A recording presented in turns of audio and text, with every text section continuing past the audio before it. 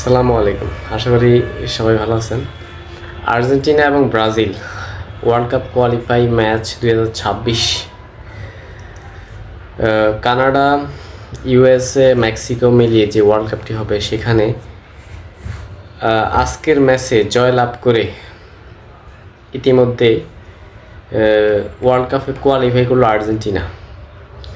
বিশ্বকাপের ম্যাক্সিমাম প্লেয়ারকে নিয়ে 2022 সালের বিশ্বকাপ জয়ী ম্যাক্সিমাম প্লেয়ারদেরকে নিয়ে উইদাউট মেসি ছাড়া তারা 4-1 ম্যাচটি জয়লাভ করে ফিফা ওয়ার্ল্ড কাপ 2026 তারা নিশ্চিত করে।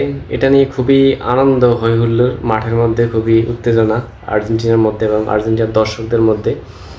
ইভেন আর্জেন্টিনার স্টার প্লেয়ার অ্যান্ড্রো ফার্নান্দেস সে বাংলাদেশি দর্শকদেরকে সে শুভেচ্ছা জানিয়েছে।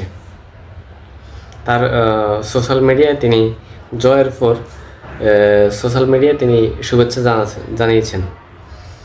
এখন বলা হচ্ছে যে 5বারের চ্যাম্পিয়ন ব্রাজিল কেন এইভাবে পিছিয়ে যাচ্ছে। 2019 সালে শেষ কোপা আমেরিকায় আর্জেন্টিনার এগেনস্টে তারা ম্যাচ জিতেছিল। এরপর থেকে একের পর এক যতবারে মুখোমুখি হয়েছে প্রত্যেকবারই তারা আর্জেন্টিনার সাথে হেরে গিয়েছে।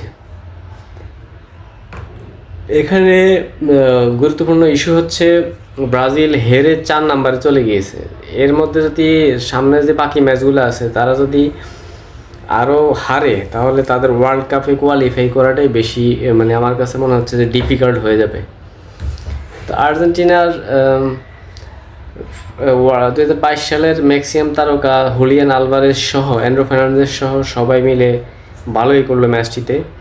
ম্যাচটি খুবই দুর্ধর্ষ ম্যাচ হয়েছে এবং ব্রাজিলের রাফিনিয়া, রদ্রিগো এবং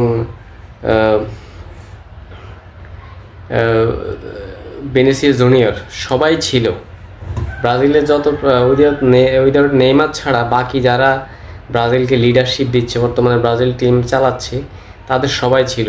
কিন্তু তারা বুয়েনোস আয়ার্সের স্টেডিয়ামে কোনোভাবে কম্পিটিশন করতে পারেনি। স্টার্টিংয়ে গোল খেয়ে তারা ম্যাচটি শুরু করে পরবর্তীতে একের পর এক গোল খেতেই থাকে। পরে একটি গোল দিয়ে মোটামুটি খেলা একটা অবস্থানে আসে, তবে আর ঘুরে দাঁড়াতে পারে না ব্রাজিল। আর্জেন্টিনা এই ম্যাচে জয়লাভ করে 4-1 জয়লাভ করে তারা 2026 ওয়ার্ল্ড কাপ ইতিমধ্যে কোয়ালিফাই করলো। তো দর্শক, ব্রাজিল আর্জেন্টিনা দুই দলের জন্যই শুভকামনা, কারণ এই দুই দল বিশ্বকাপে না থাকলে বিশ্বকাপ জমজমাট হয় না এবং বিশ্বকাপের অনেক ক্ষয়ক্ষতি হয়। বিশ্বকাপের স্পন্সর হতে দর্শক মিলে, কারণ এশিয়া, ইউরোপ সব দেশে এবং এশিয়া, ইউরোপ, মিডল ইস্টে হিউজ পরিমাণ তাদের ফ্যান। তো এই দুই দল আসলে ওয়ার্ল্ড কাপে না থাকলে আমি মনে করি ব্রাজিলও একটা ছন্দে ফিরে আসুক এবং আর্জেন্টিনা মোটামুটি অবস্থানে আছে, আরও ভালো খেলুক।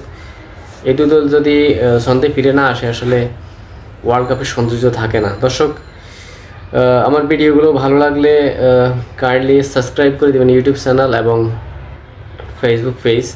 দর্শক, আপনাদের সাপোর্ট না করেন আসলে ভিডিও করে অনেক কষ্ট করে ভিডিও করি, অনেক খরচ হয়। আপনাদের সাপোর্টটা খুবই জরুরি। তো সবাই ভালো থাকবেন, সবাই সুস্বাস্থ্য কামনা করি। আসসালামু আলাইকুম।